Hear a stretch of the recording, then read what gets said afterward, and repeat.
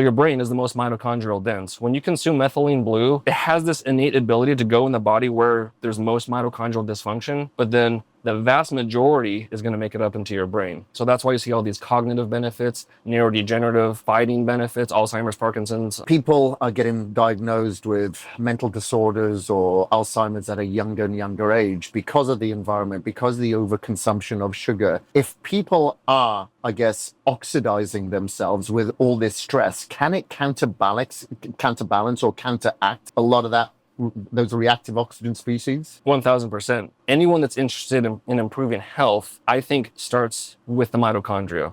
And methylene blue is one of the most efficacious ways to do so.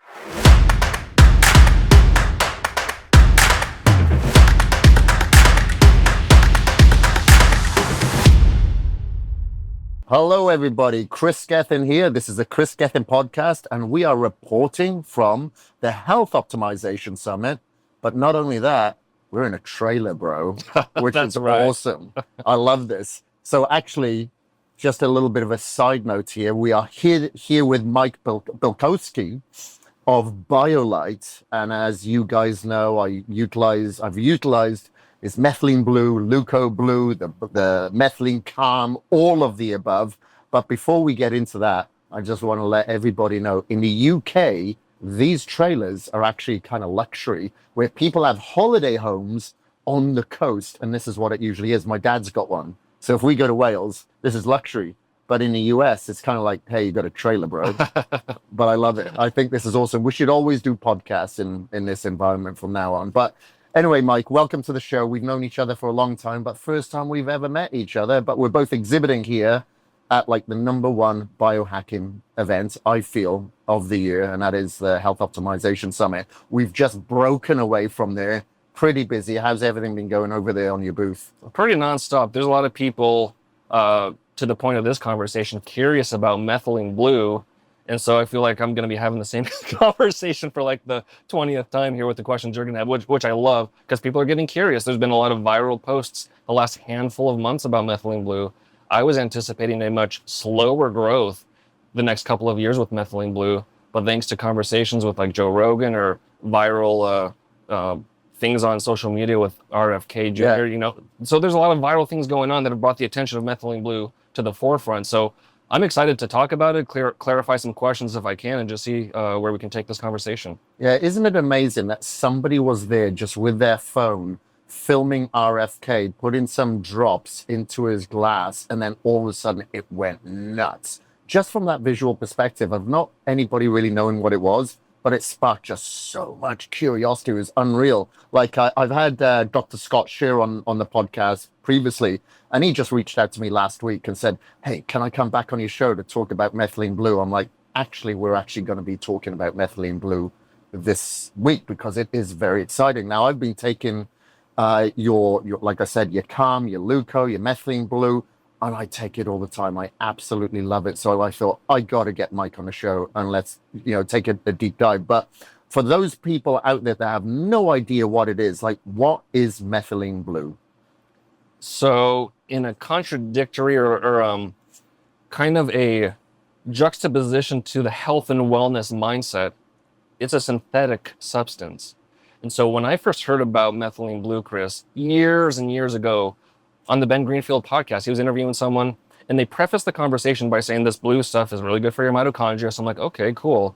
Also, this stuff is also used in aquarium cleaners. And my mind just shut off. I'm like, biohacking's cool, but like, how far is too far? So I listened to the conversation, but methylene blue was like off the table for me at that point. And that could have been like back in 2016, 17, like it was a while ago. And so how did it then originate into human health? So let's start with the history.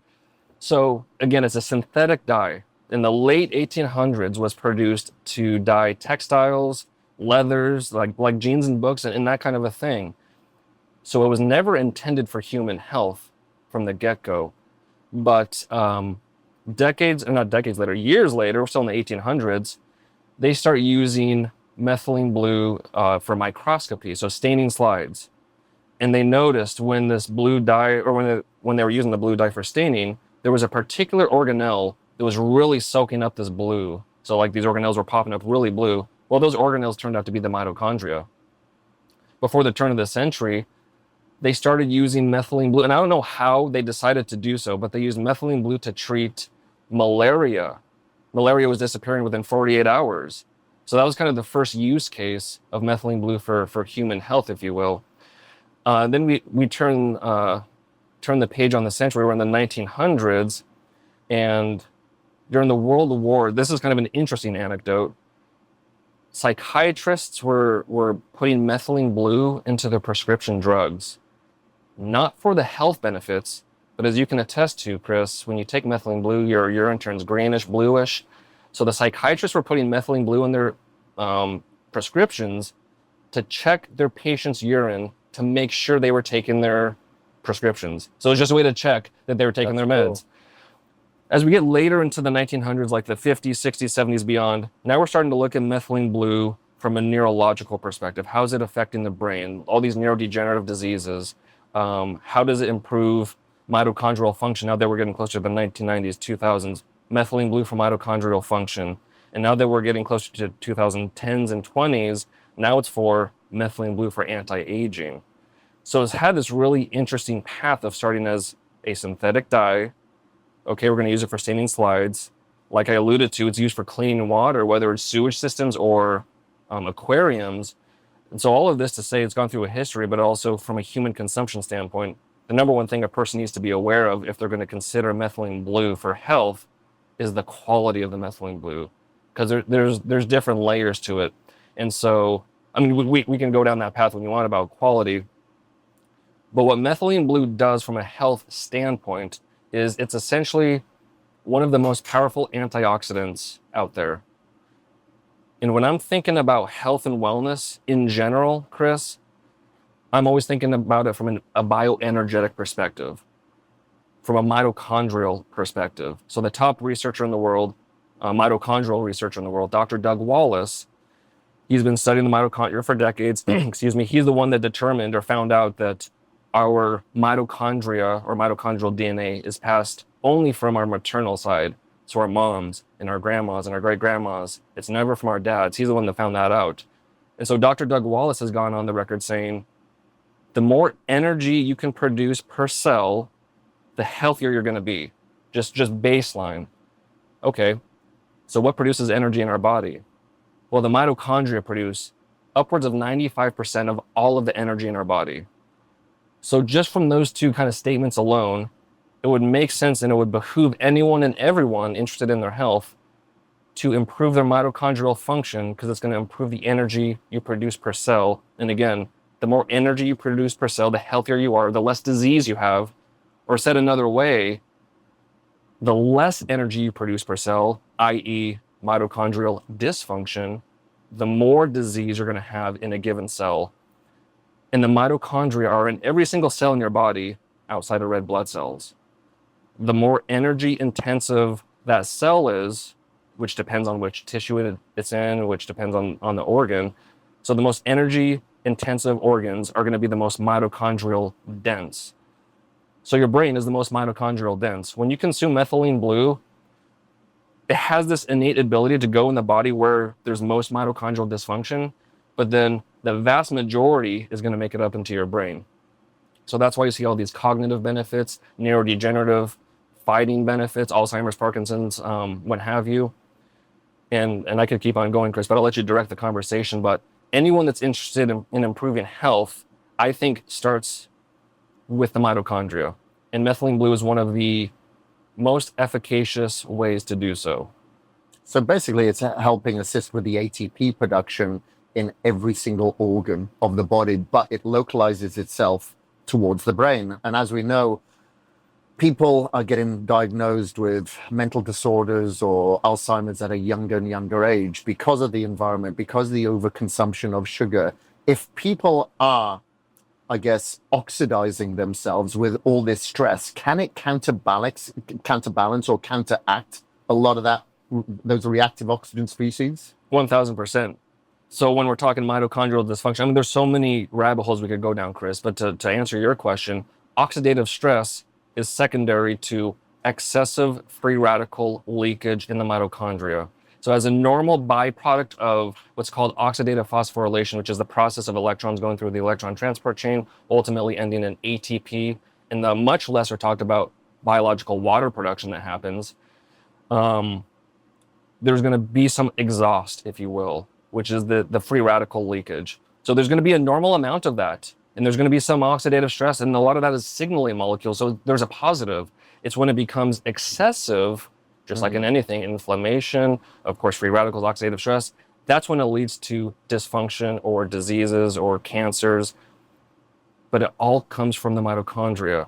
So by improving the function of the mitochondria, you're decreasing the leakage of those free radicals. So you're indirectly or directly decreasing the oxidative stress in your body. So yes, any antioxidant is an electron donor. Again, the reason things like grounding and hydrogen-rich water and red light therapy and now things like methylene blue and carbon-60, why they're so beneficial, because they're ways to accrue electrons at a very rapid and healthful rate. Essentially, you want to accrue as many electrons as possible because an acidic environment is a lack of electrons. Like when we talk about an inflammatory condition or in your mouth, an acidic condition, you can counteract that with electrons. So again, two of the best electron donors that I know of are methylene blue and carbon-60. So in this modern world, when we're talking about excessive EMF exposure, the diets, just the mental or physical stress, yes, methylene blue is a very efficacious and effective way to combat that. So even if you're not feeling quote unquote low energy, or you feel like your health is pretty darn good, unless you're living in a rural cabin in Alaska, you are being constantly bombarded by these non-native EMFs, the 5G, the Wi-Fi, the Bluetooth, all of this stuff. So I see it as a prophylactic or a preventive way to combat mitochondrial dysfunction. And in that way, you're going to improve longevity or health span or whatever term you want to use. Interesting. What I find is fascinating is that, there's a lot of us at this, health span longevity conference here, but we're constantly traveling, whether it be doing talks, whether it be doing appearances or just for business as a whole. And, it sounds like counterintuitive of what we're trying to promote. But for me personally, it's funny that you brought this up, actually. I will do C60. I will do the hydrogen. I'll do the methylene blue. I'll also make sure that I'm drinking plenty of electrolytes, and I'll take the CreGAAtine, the creatine with the guanidinoacidic acid when I'm traveling. I'm always wearing the earthing shoes as well, so I'm grounding as soon as I get to the location I'm going to. I'll block blue light dependent on the time zone that I'm going to. I'll fast dependent on the time zone I'm going to. But with that little supplement stack that I take as well, before, sometimes during and after, dependent on the length of the flight, I never, ever, ever have jet lag. I got jet lag for the very, very first time last year for about 6 years, 7 years. I don't know why it happened. I just went to Dubai to speak at the World Biohack conference.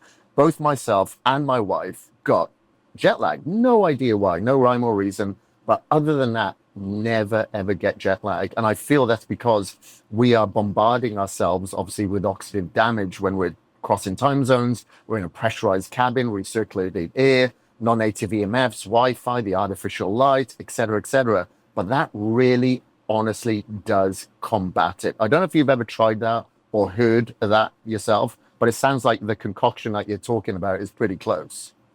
What you just laid out sounds fabulous. So I'm always about methylene blue, C60, grounding when I can, when I get to my location as well, getting sun exposure if it's still the day. Yeah. But those other things you mentioned are things I need to fine tune as far as the light. Like I wear these and whatnot, but as far as like preparing myself for the time zone, for example, Kris, I've got this new protocol I started this year where I'm fasting 24 hours every Monday, 2 days at the end of every month, and then 3 days every quarter.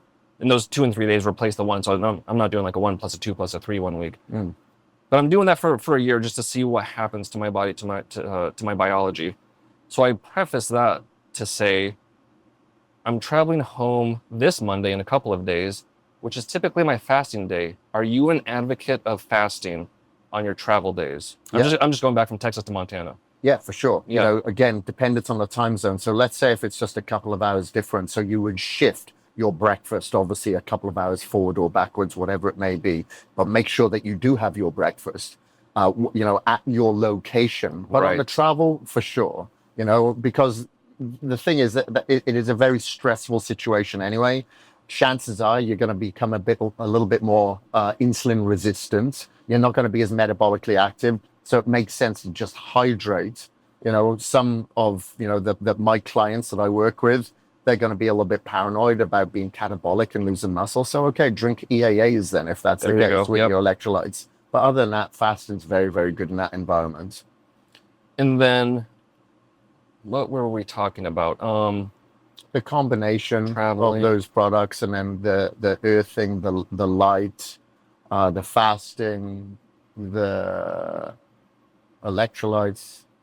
I don't know. Maybe Yeah, I'm we need drawing a more blank. Methylene Yeah, Blue. it'll come back to me. But again, like if Yeah. I'm low on sleep, like I was just telling you, I'm low on sleep now.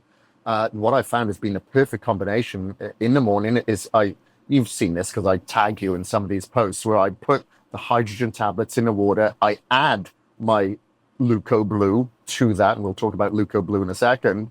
And then once that has come to the surface, I throw the CreGAAtine in there and knock that back.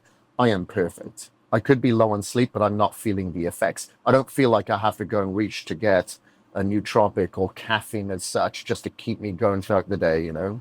I got to try that combination with the CreGAAtine. You sent me some the other day. And I've been doing the hydrogen plus the Leuco, which I think is a great either midday or just a pre-workout in general. But the question, it came back to me as you were speaking. So when I mentioned that people commonly see mitochondria as producing ATP, but the lesser talked about is the biological water production. I'm sure you're familiar with Dr. Pollack's work, the Yeah. fourth phase water. Yeah. So that's what's being produced by your mitochondria is this easy water, at least when it's irradiated by light. So it's producing what we call biological water. And then when that water is being produced in our body, is irradiated by near infrared light. Now we're structuring that water. Now it's EZ water, that fourth phase water, which is essentially a reservoir of electrons for our mitochondria. So stick with me here. You're talking about hydration. And I asked this Dr. Pollack when I was at a Hydrate conference, Tracy Dew's conference last April. She brought all the top water researchers around the world for a weekend at her place in San Diego. Dr. Pollack was there. And I asked him, because when I was listening that whole weekend, people were coming from different perspectives and whatnot. I'm sitting in the back of the room because I was speaking last that weekend with my mitochondrial knowledge. And I was like, okay, yes, it produces ATP. Yes, the mitochondria produces water. So, okay, Dr. Pollack, if we do things to improve our mitochondrial function and thus improve that biological water production, can we improve our hydration sans water? Meaning without drink. So can we just consume methylene blue? Can we just do grounding? Can we just do red light therapy and improve our hydration status? And he thinks that's a pretty sound theory.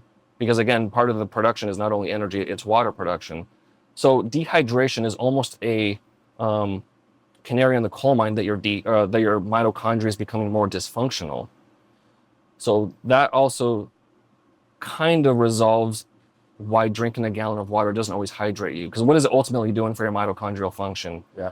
And to your point, people taking, I don't know if there's a direct effect with essential amino acids in mitochondria. I imagine there is some indirect benefit, of course.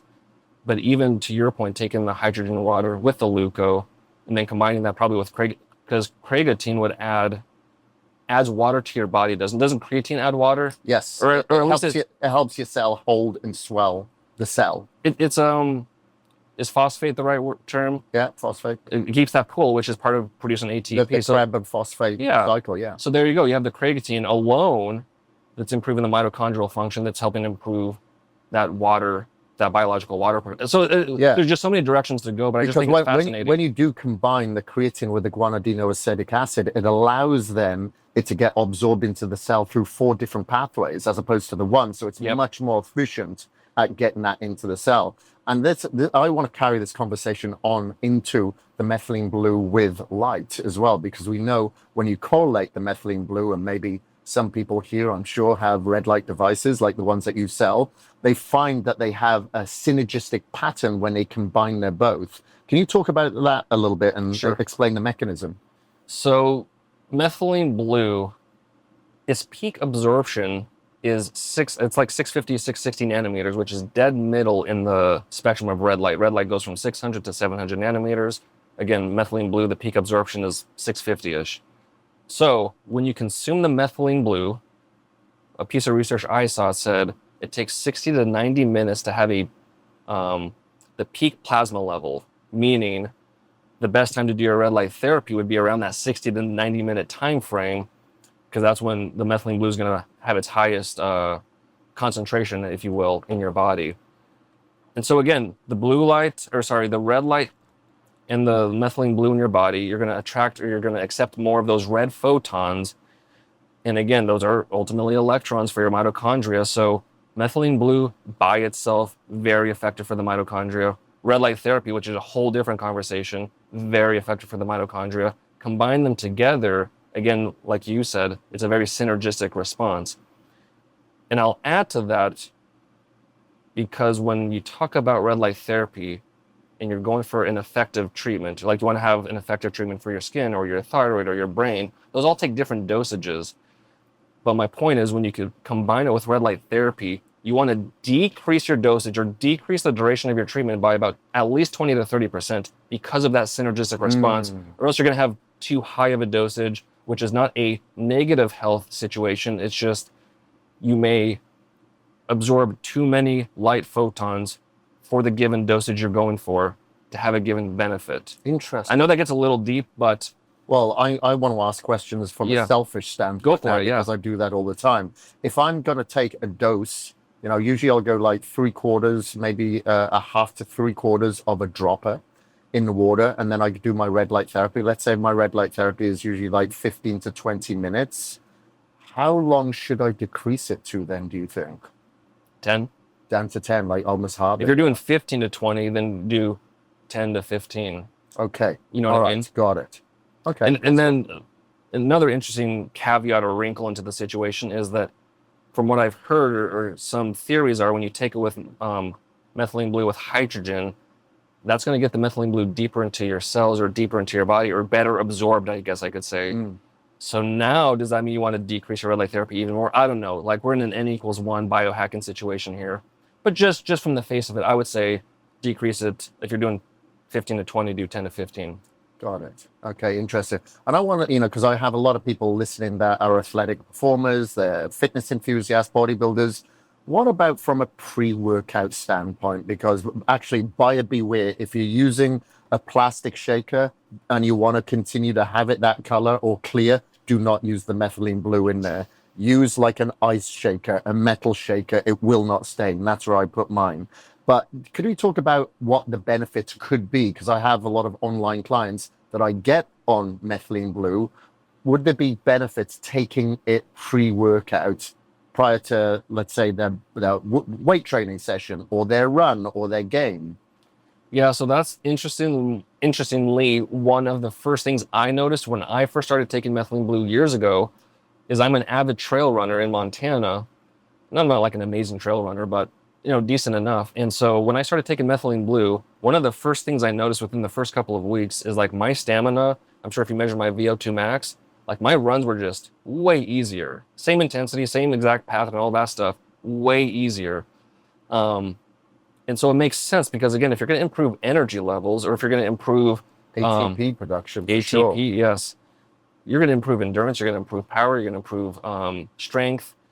There's no specific research that I know of, but theoretically, based on what methylene blue does to the body, to the mitochondria, it makes sense that, and that people like you and others that are doing it have amazing anecdotes. So I can't wait till there's some research done. And one of the things we want to do with our product, BioBlue, is get it sports certified, because I think this could be one of the biggest untapped things for professional athletes, is methylene blue. Because if it improves your energy, what does it take to heal or to recover from a big workout or a big game? It takes energy. So if you improve your energy status just across the board, everything's going to improve. And that's all aspects of athletic endeavors. Okay. Well, on that subject as well, does methylene blue, even though I don't know if there'd be research out there on this, I doubt it, but would it help with fat oxidization as well? If it's helping with energy expenditure, you have more energy, you have more focus, surely in an indirect way, it could actually help with fat oxidation. Because as we know, a lot of athletes, a lot of people that come to me, they just want to lose fat. They're not necessarily professional athletes. Some are UFC fighters, some are bodybuilders, but the majority of them, like 99% of them, are just average people. But when you put them in a calorie deficit, now they don't have the energy. Now they don't have the enthusiasm to actually burn that little bit of fat off. So would it help in that regards? I could only imagine it would. Again, no research that I know of, Kris, but theoretically it makes sense. Like, how couldn't it?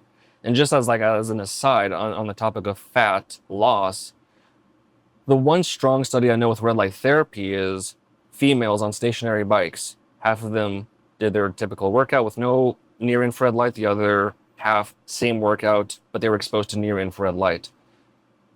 The females on the stationary bikes that were exposed to near infrared light burned 400% more fat than those that weren't. Wow. All other things being equal. Wow. So again, we throw in the synergistic molecule or nutraceutical, whatever you want to call it, methylene blue, which we know is synergistic with red light therapy. Who knows what could happen? Again, there's no research, but theoretically it makes sense. More energy, more potential for fat oxidation. Yeah, but no research that I know of. Okay. Well, we know that it actually helps as like a nootropic. Like, as you know, does it help with like cognitive decline, reaction time, memory recall, and as we mentioned about, you know, the onset of possible Alzheimer's? As you know, I always say, like, people are being diagnosed at an earlier age. Maybe it's overconsumption of sugars as well, which I say is like diabetes of the brain. You know, does it help prevent all of those things that we all worry about in the future? Essentially, yes. Like, I'm not going to make a blanket statement, yes, it's going to help you. But again, based on what we know, the mechanisms, and there's plenty of research on red light or methylene blue and the brain. And there's even some on leucomethylene blue and how it mitigates or reverses symptoms of Alzheimer's. But again, the vast majority, no matter what type you consume, the concentration, again, a small percentage is going to go find those most dysfunctional cells first, and then it's like 100x concentration in your nervous system. So again, your spinal cord and your peripheral nerves have a lot of mitochondria too, but the bulk is in the brain. So that's one of the first things people know. That's the first thing I noticed when I tried methylene blue for the first time. It was like almost a buzzing in my brain, like in a good way. Improved mood, improved concentration. Things just seemed lighter, easier, better focus. And so again, if you can correct an energy deficit in your brain, which is going to show up as decreased reaction time, not as good with memory recall, things that are just decreased focus, decreased mood, those can be corrected by things like red light therapy too, because again, that's another way to improve energy status or reduce mitochondrial dysfunction. But I would argue methylene blue is a much more powerful way because light is difficult to get through the skull. Methylene blue goes there in spades. And there's plenty of research, again, showing all these different aspects, even schizophrenia or other mood and behavioral disorders. Methylene blue is very beneficial, very efficacious. And I know we preface the entire conversation just like that conversation I listened to where I turned my mind off to methylene blue, in the sense that it's a synthetic substance. And that's where it gets a little paradoxical, Kris. So I always urge people to do their own due diligence. Don't just take my word for it. Or whatever's on a product page. Go do your own due diligence. See what you find. See what kind of research. You might find some stuff where it pushes you to the other side of the fence where you're like, no way. Like most recently, there's been some articles that people have sent to me. People will just DM me or email me. And some of the titles of the article are like Avatar Brain, Methylene Blue, or like, you know what I mean? So people are worried about their brain turning blue. And my response was, and I actually just did a solo episode where I responded to these questions from people. My first reaction is, why does it matter? As long as it functions better, it doesn't matter what color it is. Exactly. It's not a vanity thing. No one's going to see your blue brain except a brain surgeon or a mortician or something. And then the other point I made is, well, those that consume a lot of curcumin or turmeric, their organs, their brain have like that yellowish orangish hue because that's very much a dye as well. Yeah, like my auntie, she was an avid runner. And she used to eat so many carrots that her skin actually turned orange. Probably wasn't bad for her, though. Well, luckily, she was a great runner. Luckily for us, the methylene blue doesn't turn your skin blue, yeah, unless you throw it on your skin directly. But yeah, for any type of cognitive issue, I would urge people to at least, again, do your due diligence, but give it a try. Because if you do have a legitimate source of methylene blue, like if you trust the source you're buying from, it's legitimately pharmaceutical grade, it's very safe. Because we're taking the typical dosage is 10 to 15 milligrams twice a day, and the safe and effective ceiling is 500 milligrams. Oh, wow. So even this typical dosage you and I are taking, that we see all these amazing responses, and people, friends, family, and other are seeing these amazing responses, it's at a very low dosage, relatively speaking.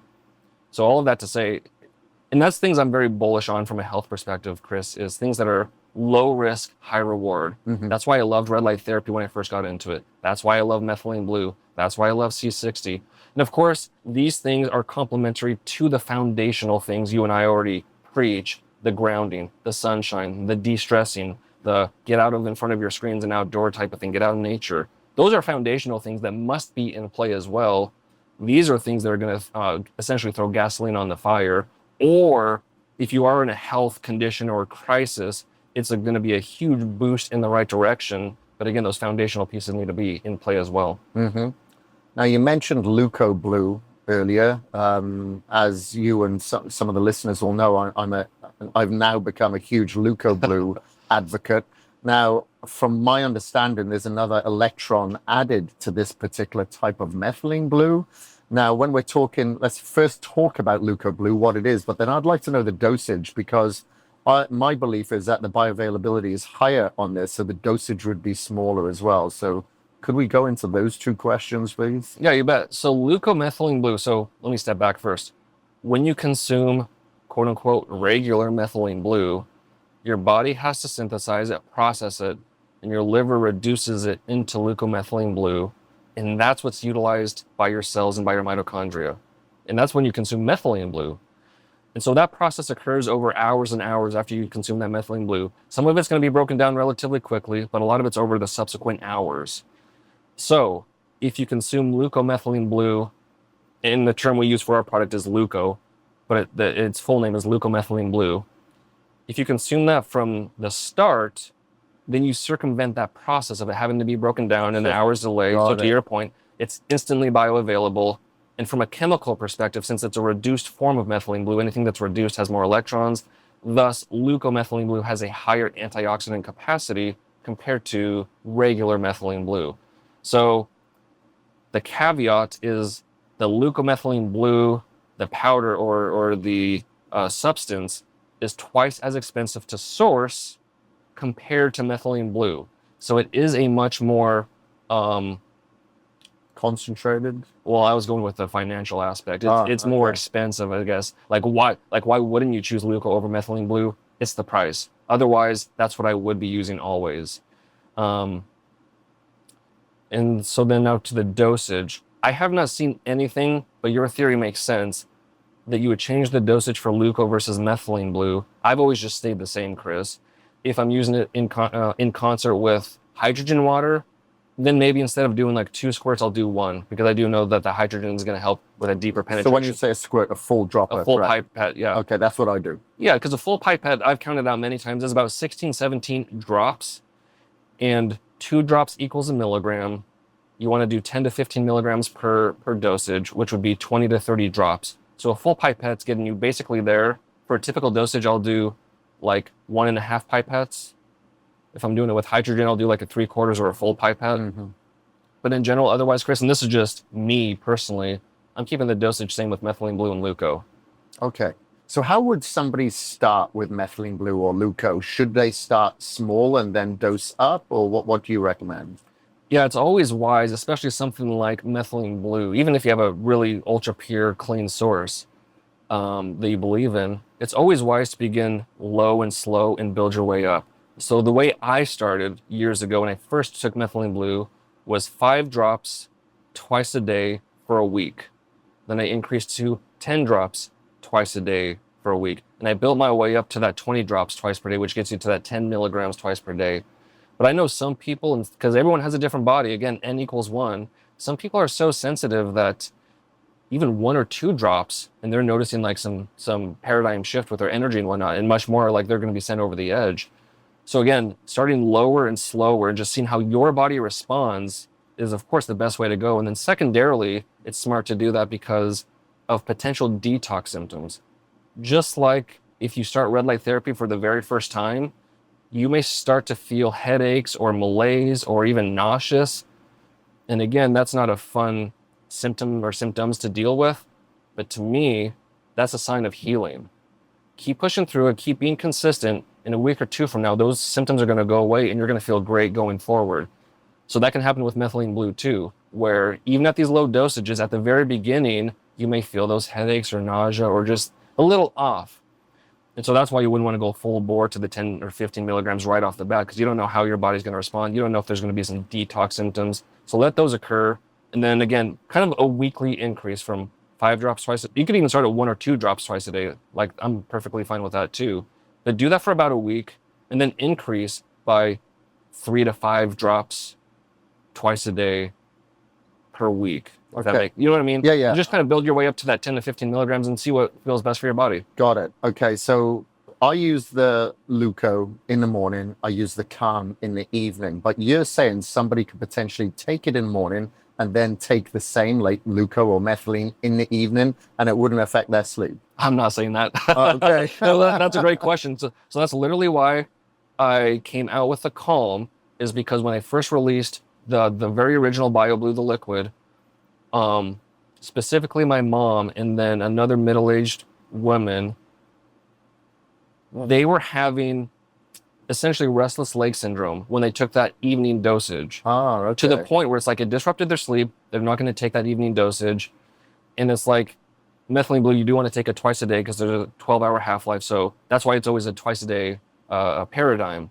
So I was like, sheesh, if these people are having this issue, like a lot of other people probably will too. And so from a compliance issue, I was like, there needs to be a way to have an evening dosage without ramping up the body. Got it. So what we did is we removed the NMN, which is an NAD precursor, not because it's a stimulant, but because it may be stimulating, if that makes sense, just because it could improve energy levels. So we removed that. And then we added the ashwagandha, valerian, passion flower, kava, and then magnesium L-threonate and glycinate. So all 6 of those, in some way, shape, or form, help reduce cortisol and or help improve the GABA synthesis in your brain. So it just really calms down the nervous system. So like you, I'll be taking Leuco in the morning, or the new product we have, the Fountain of Youth, in the morning, maybe a pre-workout in the afternoon some days, but the Calm always at night. Yeah, yeah. So, and what I always do as well, and I just want to pick your brain here. So I'll do the Leuco, and that could be pre-workout because I train in the morning, and I do the Calm in the evening. But what I do on my non-training days, and you know this, I do the actual Methylene SR, the slow release. Am I on the right protocol by doing that, would you say? Or is it like... My question would be, why the SR, not the Leuco, on your off days? Because I've got it there, and I'm thinking, if I'm going to take this, and I don't want quite or need quite as fast of a hit because I'm working out in the morning. I just thought, well, I'll just have a steady flow of it during the day. So that's why I thought, if I'm going to take it and I've got it here, non-training day would be it. I'm a fan of it, and just so people know what Kris is talking about, the BioBlue SR stands for sustained release. And again, this is something I created that's completely theoretical, but it's predicated on the fact that and the SR is a 50-50 blend of Methylene Blue and Leucomethylene Blue. So the theory is, since Leucomethylene Blue is instantly bioavailable, you get the benefits of that right off the bat. And then as your body breaks down that Methylene Blue, you kind of get that delayed response, if you will, hence the sustained release. So just an explanation so people know what that is. But that makes perfect sense. That's actually one of my favorite ones I've created because, again, you get the best of both worlds. And if we're talking about synergistic response with red light therapy, I don't know what that is with Leucomethylene Blue, because that's a fainter blue compared to Methylene Blue. Mm-hmm.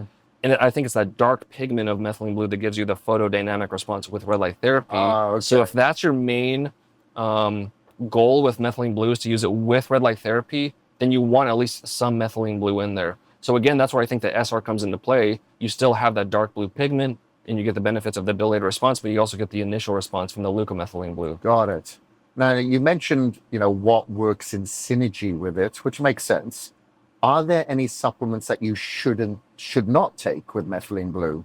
So the one that has become infamous are SSRIs. There have been fatal events.